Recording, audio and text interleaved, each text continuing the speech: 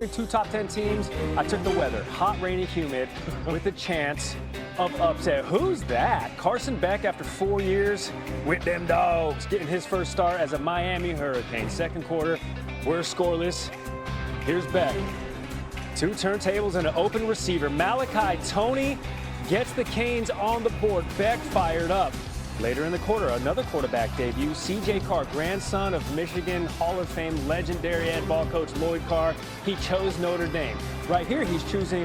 This had Marcus Freeman in a tailspin. Freeman said after the game he was thinking all along, throw it away, throw it away, throw it away. Instead, he threw it to Micah Gilbert, and that ties the game. 20 seconds to go in the half. Same score. Catch of the weekend. Dare I say the year, C.J. Daniels. What? Just reached back and took that out of the sticky, wet Miami air.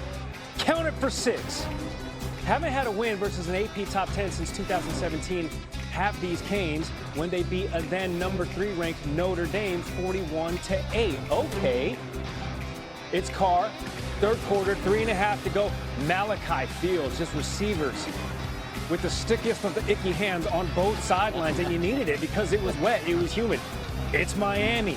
Notre Dame down 2 scores, not anymore. Start of the fourth quarter, Jordan Faison cuts the deficit to 7, Randy. Yeah, then Notre Dame would get the football back a little more than 12 minutes ago. Carr, this thing was tipped. It's supposed to be a screen pass, but Reuben Bain Jr.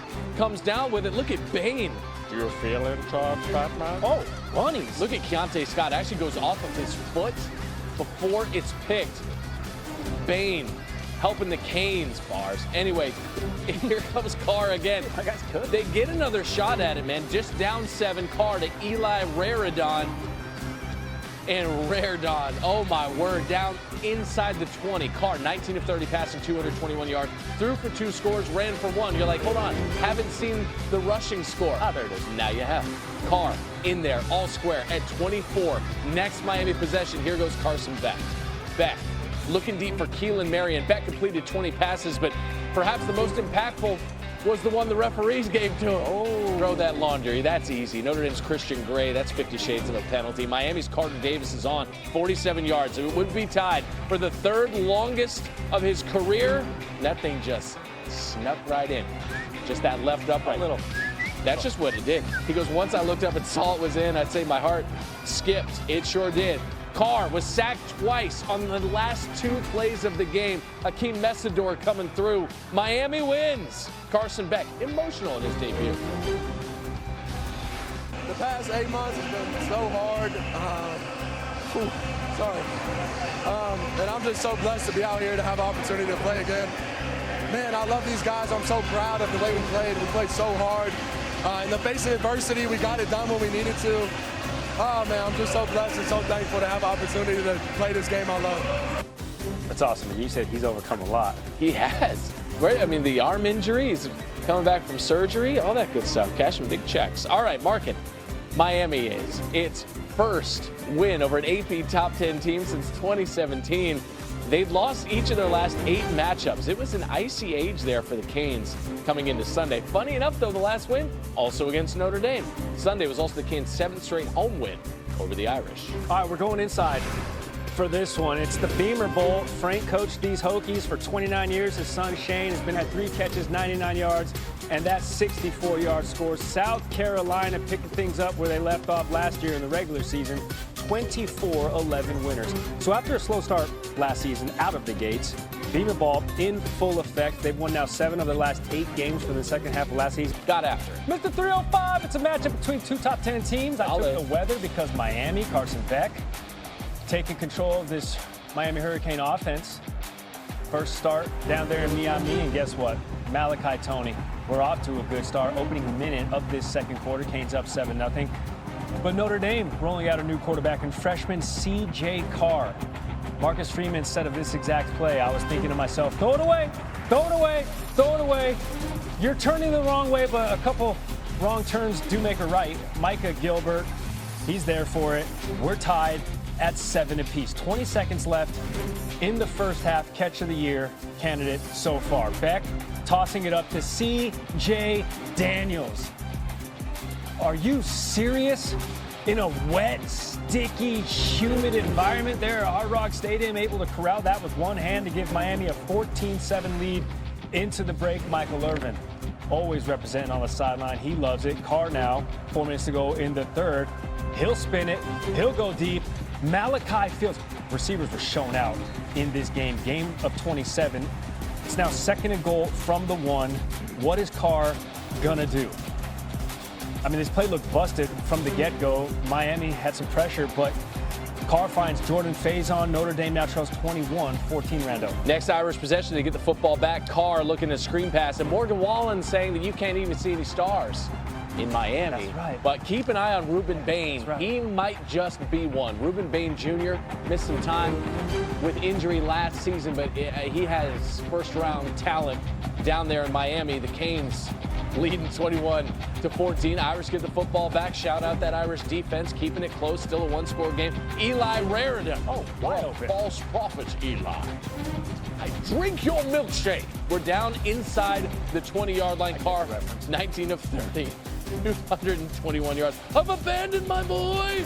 Carr into the end zone. So he threw for 2, ran for 1. That's a decent debut. And you're tied at 24. But here comes Carson Beck. Man, he's been around a few of these blocks in his college career. Looking for Keelan Marion. Completed 20 passes. This one impactful, but not a completion. We got the PI on Christian Gray. So Miami's Carter Davis will attempt a go-ahead 47-yard field goal. It would be the 3rd longest of his career. This thing snuck inside. It was leading right, led a little left. Kind of like me on the golf course later today, alongside Gary and our guy Big Mike. Later, Carr just dropped. This tandem of Akeem Messidor and Bain Jr. is going to be a problem in the ACC. Let's hear from your winning, emotional quarterback. The past 8 months has been so hard. And I'm just so blessed to be out here to have an opportunity to play again. Man, I love these guys. I'm so proud of the way we played. We played so hard. In the face of adversity, we got it done when we needed to. Oh, man, I'm just so blessed and so thankful to have an opportunity to play this game I love. Another year, another strong quarterback showing there for the Canes. Let's welcome in Roddy Jones and Heather Dinich. Roddy, I want to start with you. What did you see from Carson Beck in Miami in this dub? I think the biggest thing, Randy, is you saw comfort from Carson Beck. There was a lot of questions on how this offense would function without the improvisation of Cam Ward. How would Carson Beck be after the elbow injury a year ago and some of the struggles? And I think both of those things checked boxes. The offense looked on time and in rhythm. Carson Beck looked comfortable. He looked in command. And ultimately, down the stretch, he looked clutch. So I was really impressed from what I saw from Carson Beck. It's a great start for that Miami offense that was replacing a ton of receivers. The receivers looked great. Carson Beck looked great. And that Miami offensive line really got a lot of push against the Notre Dame defensive front that we thought was pretty good.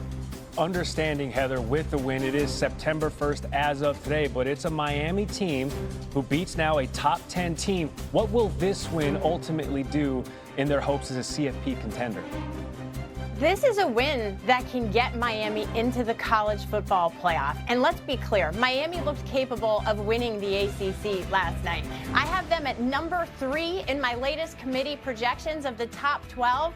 And if you look at this head-to-head win resonating through Selection Day, if Miami does not win the ACC and they're fighting for an at-large bid, they're going to be ranked ahead of Notre Dame as long as their records are equal.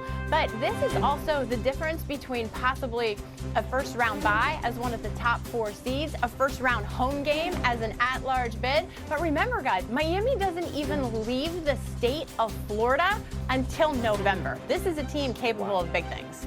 Okay, on the other side of that, though, Heather, what does this Notre Dame loss mean for their CFP hopes? So Notre Dame clearly has a chance to rebound from this, okay? They have the second best chance in the FBS to win out. They've got some tough games. Let's not overlook this. Texas A&M, Arkansas, Boise State doesn't look as daunting as it once did. And they've got their rival USC. But they're projected to win each of their remaining games. Again, the head-to-head tiebreaker with Miami is significant because they'll be behind them. But here's what's important about the seeding. Notre Dame fans, remember how awesome that first-round home game was last year? Well, that might be in jeopardy if you're one of those lower seeds because the first-round home game goes to the higher seed. That being said, Roddy, what are your first impressions with freshman CJ Carr leading this Notre Dame offense that was at times pretty impressive yesterday?